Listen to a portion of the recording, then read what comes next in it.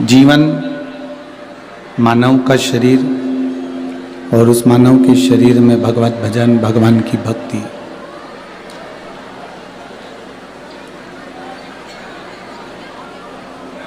वो कहते हैं ना, जैसे कोयले की खदान है और उस कोयले की खदान में एक हीरा छुपा हुआ होता है।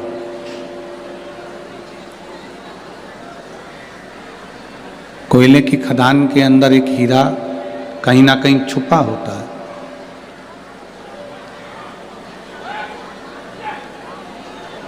अब उस कोयले की खदान में से हीरे को ढूंढने के लिए अलग से कोई प्रयास नहीं किया जाता, अलग से कोई प्रयास नहीं करना। कोयले की खदान में हीरा छुपा है, उस हीरे को प्राप्त करने के लिए अलग से कोई प्रयास नहीं। खदान में से हीरा निकलने के लिए केवल उस खदान को खोदा जाता है, कोयले की खदान को खोदा जाता है। जितना जितना खोदते जाते हैं आप, जितना जितना उसमें से कोयला निकालते जाओगे, तब कहीं ना कहीं किसी न किसी रूप में वो हीरा आपको प्राप्त हो जाता है, वो हीरा आपको मिल जाता है।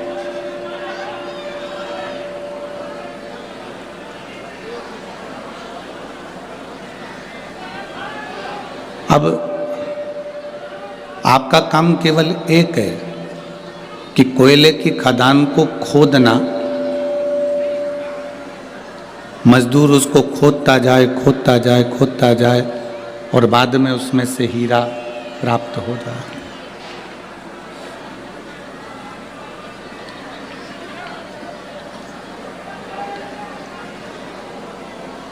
बस मेहनत हमको करना है, संघर्ष हमको करना, थोड़ा परिश्रम हमको करना है। अगर हम मेहनत से पीछे हट गए, संघर्ष से पीछे हट गए, तो वो हीरा जो कोयले की खदान में है वो हमको मिलता नहीं है।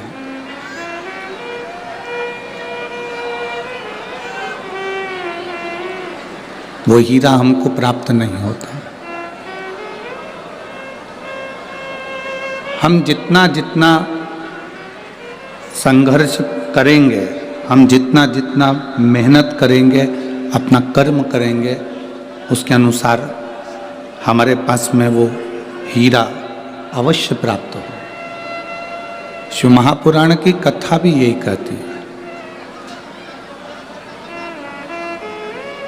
शिव भक्ति, भगवान शंकर की अविरल भक्ति एक हीरे की तरह।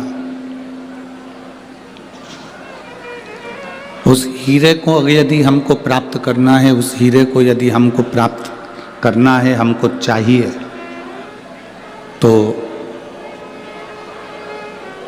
आप इस शिव महापुराण के अंदर प्रवेश करते जाते जाओ, आखिरी में शिव भक्ति का हीरा तुम्हारे हाथ में होगा और तुम्हारा कार्य सफल जरूर होगा।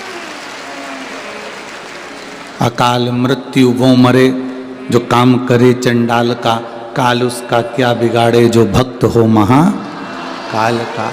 जो शिव की आराधना करता है, शंकर की उपासना करता है, शिव भक्ति में डूबा रहता है, वो किसी अन्य से डरने की उसको जरूरत नहीं होती। उसकी भक्ति का बल उसके पास में होता, उसके विश्वास का बल उसके साथ में होता। आप इतनी दूर से कथा का रस तत्व ग्रहण करने के लिए आते हो, एक विश्वास के साथ आते हो, एक भरोसे के साथ आप यहां पहुंचते हो। महाराज, यदि आपका लक्ष्य पक्का है, आपकी मेहनत पक्की है, आपका परिश्रम पक्का है, आपका कर्म की प्रधानता पक्की है, तो ये निश्चित है कि शिव मिलेगा और आपका दुख कटेगा, ये निश्चित है। एक बड़ा अच्छा संवाद आता है स्वामी विवेकानंद जी का। स्वामी विवेकानंद जी के पास में एक व्यक्ति आकर बैठा।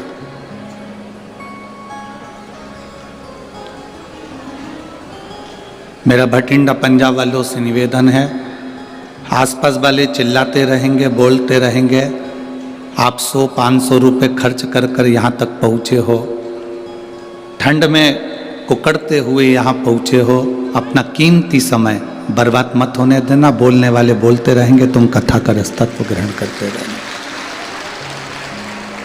3 घंटे की कथा में से आधा घंटा आशीष भैया के पास चले जाता है, 2.5 घंटा आप सबको मिलता है। वो 2.5 घंटा आपका शिव के लिए होना चाहिए और शिव आपके लिए होना चाहिए, इसके सिवाय कोई बीच में ना हो। आपकी भक्ति प्रबल करो। जब एकादशी का व्रत करते हो, चतुर्थी का व्रत करते हो, तीज का व्रत करते हो, तो कोई ना कोई परेशानी जरूर आती है। आप जब कथा श्रवण करने के लिए बैठोगे तो कोई ना कोई अड़चन जरूर आएगी, कोई सामने आएगा, कोई निकलेगा, कोई आएगा, कोई जाएगा। आपकी चित्तवृत्ति शिव पुराण की ओर होना चाहिए, आपका मन भगवान में रमा हो, भक्ति में रहो।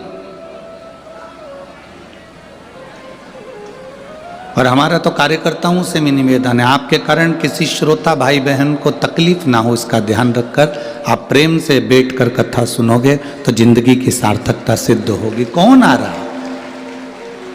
वो तो माननीय श्री अमरजीत जी मेहता जी को धन्यवाद दूंगा, बांके बिहारी समिति को धन्यवाद दूंगा, जो इस कथा को यहाँ तक भटिंडा तक पंजाब तक लेकर आ गए। अब आपको उसको प्राप्त करना है, आपको उसको ग्रहण करना है, ये आपके ऊपर। स्वामी विवेकानंद जी के पास में एक व्यक्ति आकर बैठ गया और उस व्यक्ति ने कहा, मैं बहुत परेशान हूं,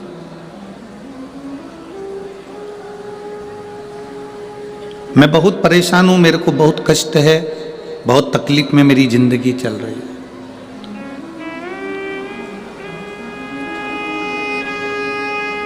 स्वामी विवेकानंद जी, मेरी परेशानी को समाप्त कर दीजिए। कल आपको कथा में कहा था, संत, साधु, गुरु 3 चीजों से दूर रहता है। जो गुरु नानक देव जी ने नामदेव जी को बताया था, 3 चीजों से संत, साधु, गुरु दूर रहता है। पहला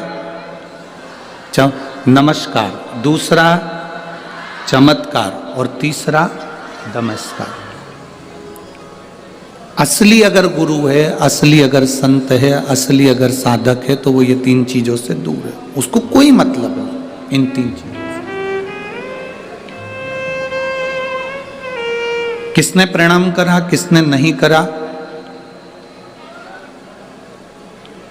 कौन ने भेंट चढ़ाई, कौन ने नहीं चढ़ाई, उससे कोई उसका मतलब नहीं, उससे कोई सब।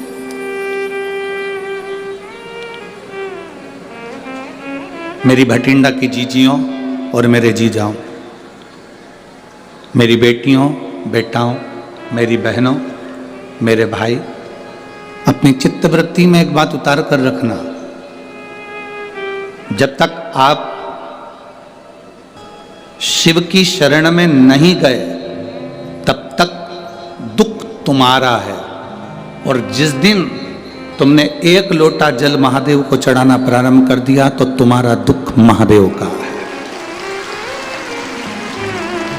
फिर तुम्हारा दुख तुम्हारा नहीं है, तुम्हारी तकलीफ तुम्हारी नहीं है, तुम्हारा कष्ट तुम्हारा नहीं है, फिर वो दुख महादेव का है।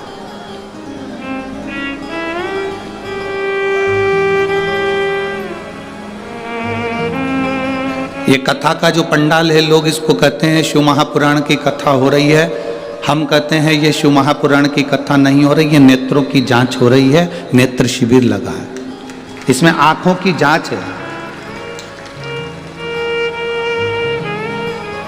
कोई कोई मरीज ऐसा होता है, हॉस्पिटल में जाता है, डॉक्टर साहब से कहता है मुझे दूर का नहीं दिखता,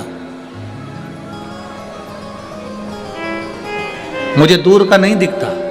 डॉक्टर उसको दवाई देते हैं, ड्रॉप देते हैं, आंखों में डालकर देखता है, अभी भी मुझे दूर का नहीं दिखता। डॉक्टर साहब ने उसको टेबलेट दे दी, उसने ली, मुझे दूर का नहीं दिखता। अब डॉक्टर ने कहा यदि तुम्हें दूर का नहीं दिख रहा तो मैं एक चश्मा बना देता हूं, चश्मे से दिखेगा। चश्मे से उसको दूर का दिखने लगा। फिर कोई डॉक्टर के पास गया, डॉक्टर साहब मुझे पास का नहीं दिखता। डॉक्टर ने उसको भी ड्रॉप दिया, उसको भी दवाई दी, उसको पास का नहीं दिख रहा तो फिर उसके लिए भी चश्मा बना दिया। आप में से कोई कोई मरीज ऐसा बैठा होगा जो डॉक्टर के पास जाकर कहेगा ना दूर का दिखता ना पास का दिखता, तो डॉक्टर ने एक ही चश्मे में 2 गिलास लगा दिए। ऊपर आधा गिलास ऊपर है तो दूर का दिखता है, आधा गिलास नीचे तो पास का दिखता है। बोलो सही है कि गलत है? एक ही चश्मे में 2 गिलास, 2 कांच, आधे में दूर का दिखता है, आधे में पास का। बहुत सारे मरीज डॉक्टर के पास पहुंचे और कहते हैं दूर का नहीं दिखता, पास का नहीं दिखता, पर आज तक ऐसा मरीज डॉक्टर के पास नहीं गया जिसने जाकर कहा हो कि मुझे इन नेत्रों से मेरा महादेव नहीं दिखता।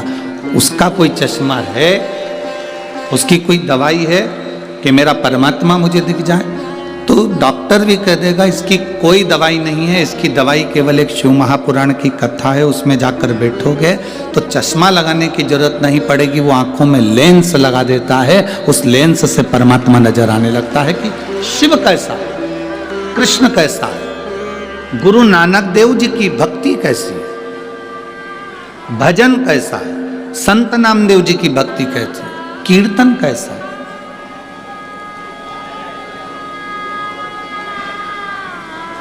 आप सब इस कड़कती हुई ठंड में, कड़कड़ाती हुई ठंड के अंदर स्टेडियम के एक एक कुर्सियां आप अगर देखेंगे तो सब भरी पड़ी है, पूरा ग्राउंड में पांव रखने की जगह नहीं है। जितने लोग ग्राउंड के अंदर हैं उतने लोग ग्राउंड के बाहर जितनी दुकानें हैं उन दुकानों में जो टीवियां लगी हैं उनके पास में बैठकर कथा सुन रहा है।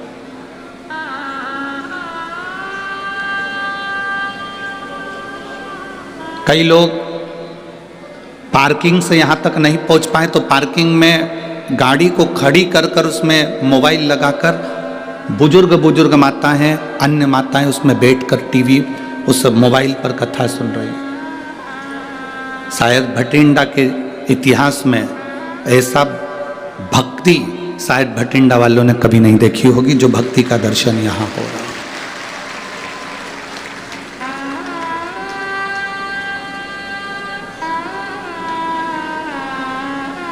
केवल शिव को पाना।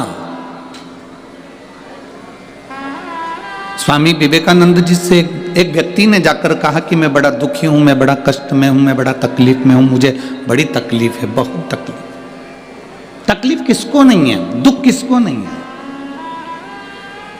कष्ट किसको नहीं है?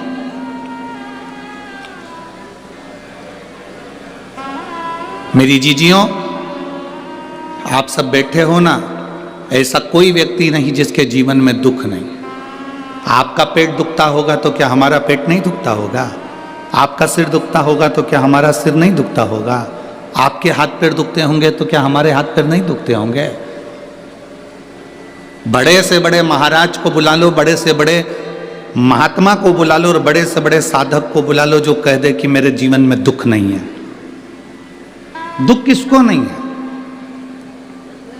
कोई तन दुखी, कोई मन दुखी, कोई धन बिन रहत उदास, तुलसी या संसार में सुखी राम का दास। संसार में केवल एक सुख है जो परमात्मा की शरणागति है, जो भगवान की शरणागति है, जो भगवान की भक्ति है, जो भगवान का भजन, ये सुख है।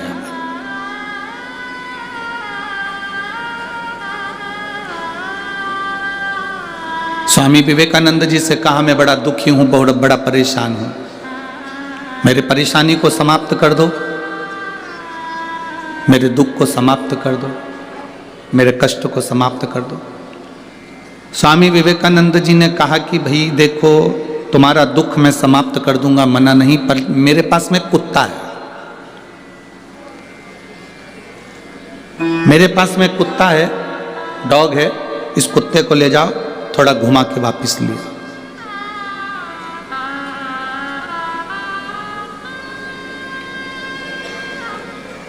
इस कुत्ते को लेकर जाओ और घुमा के वापस लेकर आओ। स्वामी विवेकानंद जी से उस व्यक्ति ने कहा, मैं कुत्ता घुमा कर लेकर आऊंगा, उसके बाद मेरी समस्या हल हो जाएगी, मेरा दुख मिट जाएगा।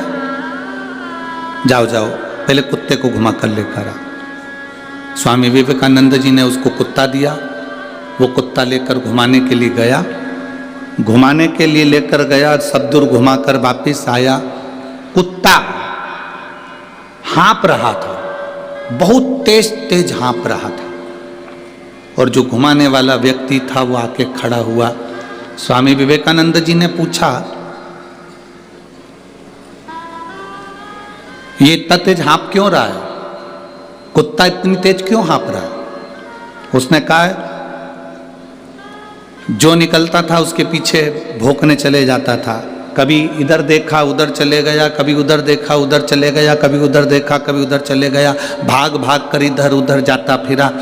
मैं कहीं नहीं भागा, सीधे रास्ते पे चलते चलते चलते चलते यहाँ पहुँच गया। कुत्ता हाँप रहा है, वो व्यक्ति नहीं हाँपा। स्वामी विवेकानंद जी ने कहा, बस तुम्हारी समस्या का एक यहाँ हल नजर आता है, इस कुत्ते को देख लो, किसी को भी देखता है उस ओर दौड़ पड़ता है। इधर देखा इधर दौड़ा, उधर देखा उधर दौड़ा, उधर देखा उधर दौड़ा। स्वामी विवेकानंद जी कहते हैं, अपनी मंजिल पर जाना है तो फिर 10 जगह देखकर मत दौड़ो, अपनी मंजिल को देखकर चलोगे तो फिर तुम्हारी मंजिल तक तुम पहुंच जाओगे। हम भी वही करते हैं, हमारी भी आदत वही की वही बनी हुई है, हमने भी वही की वही कर रखा है। कभी देखते हैं कि अपनी दुकान चल रही है किराने की, अपनी दुकान चल रही है कपड़े की, अपनी दुकान चल रही है मोबाइल की, अपनी दुकान चल रही है बैग की, अपनी दुकान चल रही है सुनारी की, अपनी दुकान चल रही है लोहारी की, पर अपन दूसरे को देखते हैं, वो उसमें ज़्यादा कमाई है, इसको कम ध्यान देते हैं, उसमें घुस जाते हैं। फिर लगता है कि कपड़े की दुकान में ज्यादा फायदा है, अपनी दुकान को कम कर कर अपन कपड़े की दुकान में चले जाते। फिर लगता है कि मोबाइल में ज्यादा फायदा है, हम मोबाइल की ओर चले जाते। फिर लगता है शोरूम डाल लेते हैं, शोरूम में ज्यादा फायदा है, कर्जा ले लिया, लोन ले लिया, शोरूम डाल लिया, उसमें चले गए। अगर तुम जिस दुकान को कर रहे थे, भले वो चाय की क्यों ना हो, चाहे बिस्कुट की क्यों ना हो, चाहे बेकरी क्यों ना हो, चाहे वो किराने की क्यों ना हो, जिस दुकान को तुम कर रहे हो, एक लक्ष्य को मजबूत बनाकर करते और 10 जगह तुम्हारा ध्यान नहीं जाता तो उसी दुकान में तुम 4 चांद लगा बैठते। व्यक्ति परेशान क्यों है? क्योंकि उसको दूसरे की चमक नजर आ रही है। आज का व्यक्ति दुखी क्यों है? क्योंकि उसका पड़ोसी सुखी है, उसको दूसरी जगह चमक नजर आ रही। शिव महापुराण की कथा कहती है, हमने अपनी आदत बना ली लपकने की, अपना काम अच्छा नहीं लग रहा, इसमें कोई इनकम नहीं हो रही, इसमें कोई फायदा नहीं हो रहा, अपन दूसरे काम को करते हैं। वो छोड़ा फिर वो करा, फिर वो छोड़ा फिर वो करा।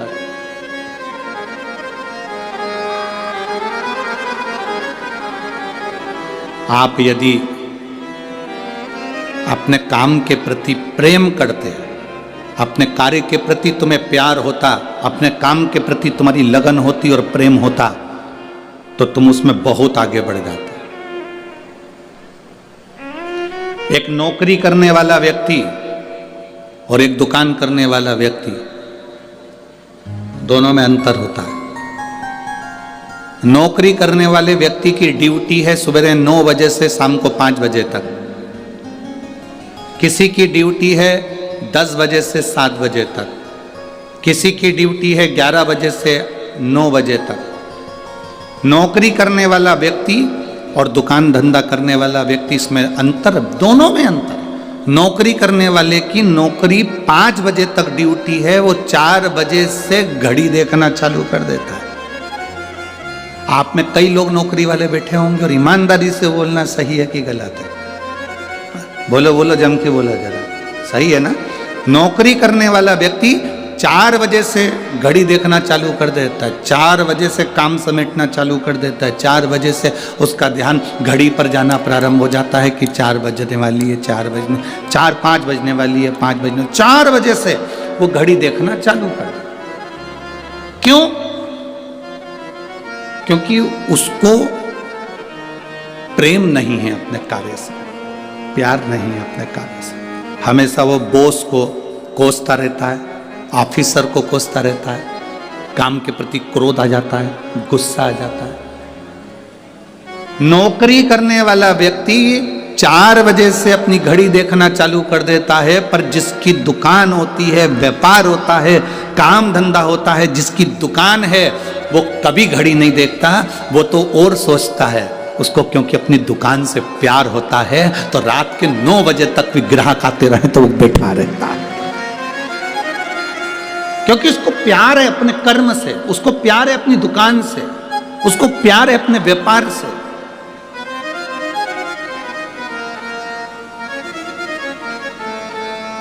और जब प्रेम जब अनंत हो गया,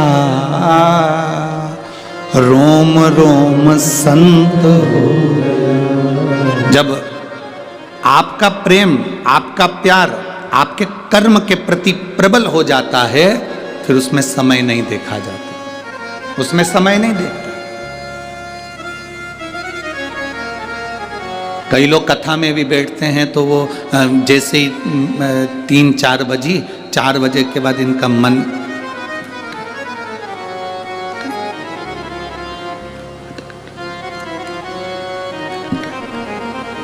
और कोई कथा में बैठते हैं तो उठते से ही कहते हैं, समय मालूम ही नहीं पड़ता कहाँ चले गया।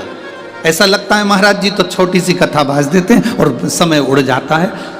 कई लोगों को समय थोड़ा लगता है और किसी किसी का मन जब कथा में नहीं लगता, शिव पुराण में नहीं लगता, भगवान की भक्ति में नहीं लगता, जो केवल भीड़ देखने के लिए आते हैं, केवल व्यवस्था देखने के लिए आते हैं, केवल सोशेप के लिए आते हैं, वो केवल देखने के लिए आते हैं, तो उनका मन कथा में नहीं लगता, वो घड़ी में लगा रहता है, क्योंकि उसको कथा से प्यार नहीं होता। जिसका कथा से प्यार है उसको समय छोटा पड़ जाता है, जिसको प्यार नहीं उसको घड़ी में देखना पड़ जाता है।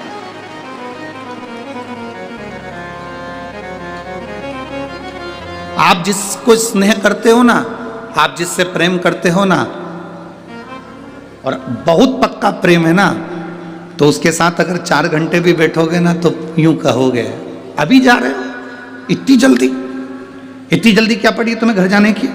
जिससे बहुत ज्यादा प्रेम है, बहुत ज्यादा स्नेह है, 5 घंटे भी छोटे पड़ जाते हैं। और जिससे प्रेम नहीं है ना, उसके साथ टाकीज में भी 3 घंटे बैठे हो ना, थिएटर में, तो भी कब टले, कब जाए।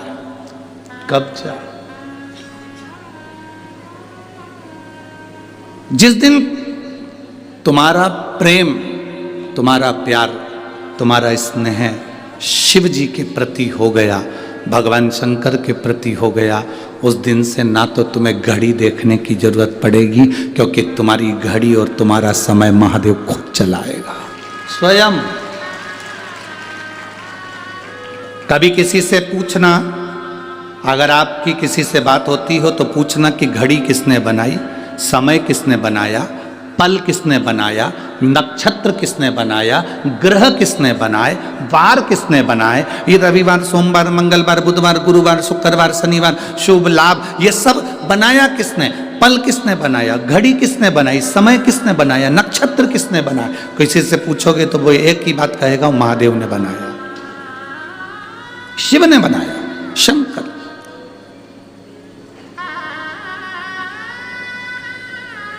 पहले परिवार में एक व्यक्ति के पास में घड़ी होती थी। किसके पास घड़ी होती थी? एक व्यक्ति के पास घड़ी होती थी, या घर में एक घड़ी होती थी और पूरे परिवार के पास में समय होता था। बोलो सही है? पूरे परिवार के पास में समय है। घड़ी पहले एक व्यक्ति के हाथ में होती थी, एक व्यक्ति के पास होती थी और पूरे परिवार में समय होता था। आज के जमाने में घड़ी सबके हाथ में है पर समय किसी के पास नहीं है। समय किसी के पास नहीं है। 1 मिनट का भी समय पत्नी से बात करने का नहीं, 1 मिनट का समय भी पति से बात करने का नहीं, 1 मिनट का समय भी बच्चों के पास बैठने का नहीं, 1 मिनट का समय भी अपने भाई बंधु के पास बैठने का नहीं। कोई संबंध नहीं, कोई नाते नहीं, कोई रिश्ते नहीं। आज व्यक्ति अगर थोड़े समय के लिए मिलता भी है तो ऐसी बात करता है जैसे ताने दे रहा है, जैसे गाली दे रहा है, जैसे अपशब्द कह रहा है, जैसे अपशब्दों का उसने बाण छोड़ दिया।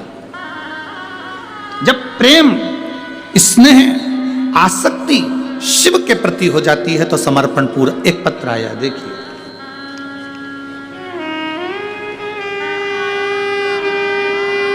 मैं बिमला देवी श्री गंगानगर राजस्थान से हूं। कहीं बैठी हैं बिमला देवी? कहीं बैठी हो तो हाथ हिला सकती हैं।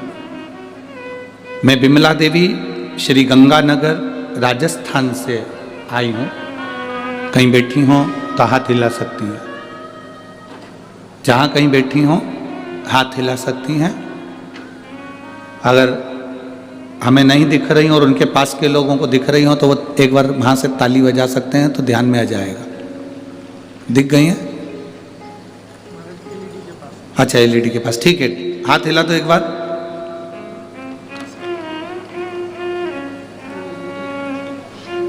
एक बार हाथ हिलाइए उधर से। हाँ ठीक है, दिख गए।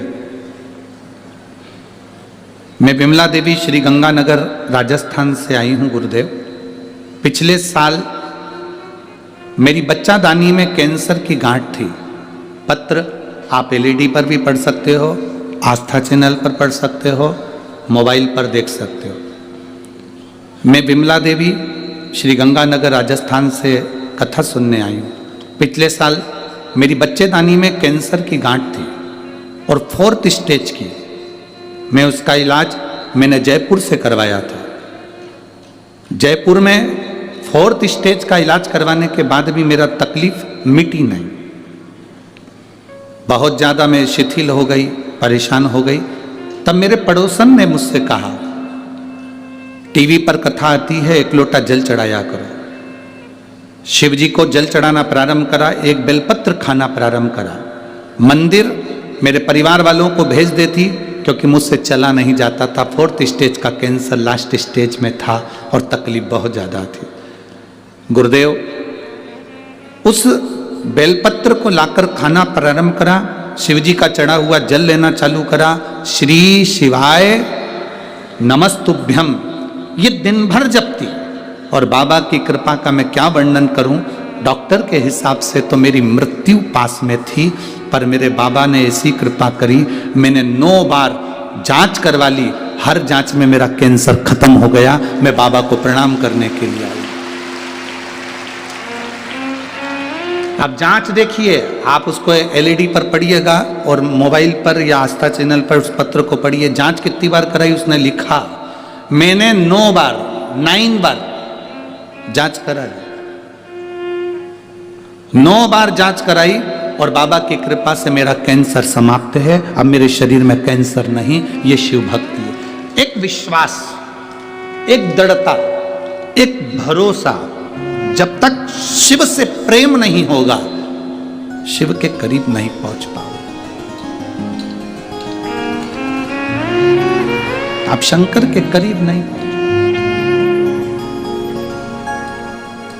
शिव के करीब जाने के लिए आपको शंकर की भक्ति को अपने हृदय में उतारना।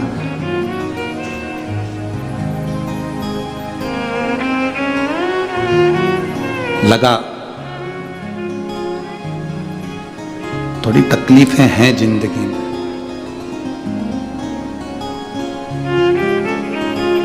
जिम काहे के लिए जाते हो? मेरे बेटा बेटी जिम जाते हैं। यहां पर भी बैठे होंगे बच्चे जो जिम जाते होंगे। जिम काहे के लिए जाते हो? शरीर को मजबूत बनाने के लिए। बोलो, मेरी बेटा बेटी यहां बैठे होंगे जो जाते होंगे जिम, एक्सरसाइज करने के लिए। जिम काहे के लिए जाते हो? अपने शरीर को मजबूत बनाने के लिए। मजबूत।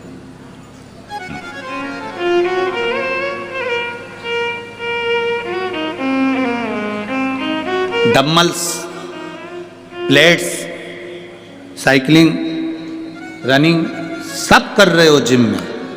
नए नए आए हो, लोग हंसते हैं, आपसे उठता नहीं, शर्म भी आती है। पर जिम में एक बात जरूर है, जिम के अंदर गाने लगा दिए जाते हैं। क्यों लगाते हैं गाने? कोई हंसे उस ओर तुम्हारा ध्यान ना जाए।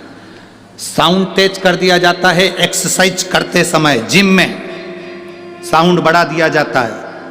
हॉल में बहुत सारे बेटा बेटी एक्सरसाइज कर रहे हैं और साउंड तेज कर दिया, और तुम जिम में एक्सरसाइज कर रहे हो, तुम प्लेट्स लगा रहे हो, तुम डम्बल्स लगा रहे हो, तुम रनिंग कर रहे हो, तुम साइकिलिंग कर रहे हो, तुम बहुत कुछ कर रहे हो, और गाना क्यों लगाया जाता है? उस ट्रेनर से पूछो, जिम के ट्रेनर से पूछना कि तुमने ये गाना क्यों लगाया, तो वो कहेगा गाना लगाने का कारण केवल इतना है कि ये चिल्लाते रहेंगे, हंसते रहेंगे, बोलते रहेंगे, तेरा ध्यान गाने में हो और तेरा ध्यान अपनी काम में हो।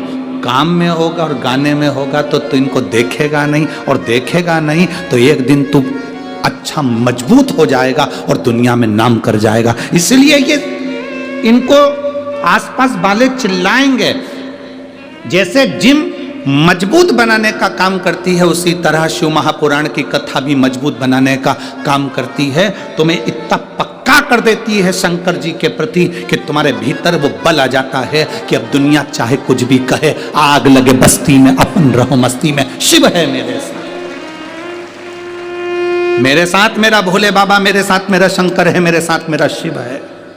अब मुझे भटकना नहीं है। अब मैं भटकूंगी नहीं, अब मेरा भटकना नहीं है। एक पत्र है, देखिए।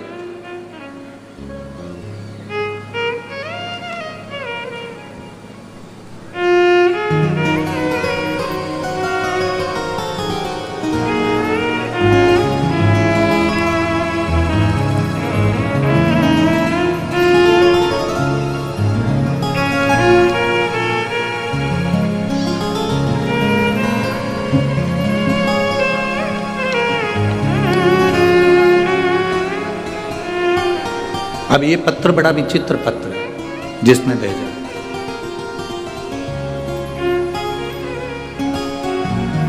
हॉस्पिटल का नाम भी लिखा है, जिस हॉस्पिटल में ऑपरेशन हुआ है।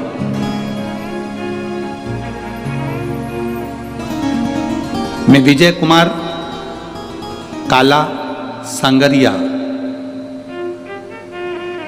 जेतो मंडी पंजाब से हूँ। कहीं बैठे हैं आप? हैं? श्री शिवाय नमस्तुभ्यम। हाथ हिला दो एक बार। मैं विजय कुमार काला सांगरिया, जेतो मंडी पंजाब से हूँ। ये कितनी दूर है यहाँ से? नज़दीक है। अच्छा, मेरा मोबाइल नंबर ये है। 2021 से लीवर की बीमारी से पीड़ित था। नवंबर 2022 में आईसीयू में कोमा में चला गया था। डॉक्टरों ने अपने हाथ खींच लिए। फिर मेरी पत्नी की सहेली, जो कि आपकी कथा टीवी पर सुनती है, उसने हमें कथा सुनने को कहा। हमने कथा सुनना प्रारंभ कर दी। कथा सुनकर मेरी पत्नी ने भोलेनाथ पर जल चढ़ाना, बेलपत्र चढ़ाना प्रारंभ कर दिया। अप्रैल का महीना 2023 में पीजीआई चंडीगढ़ के डॉक्टर से बोला मेरे पेट में गठान हो गई है, जिसका सर्जरी कराना, ऑपरेशन कराना जरूरी है। सर्जरी के लिए मुझे अगस्त 2023 में पीजीआई चंडीगढ़ के ऑपरेशन थिएटर में ले गए।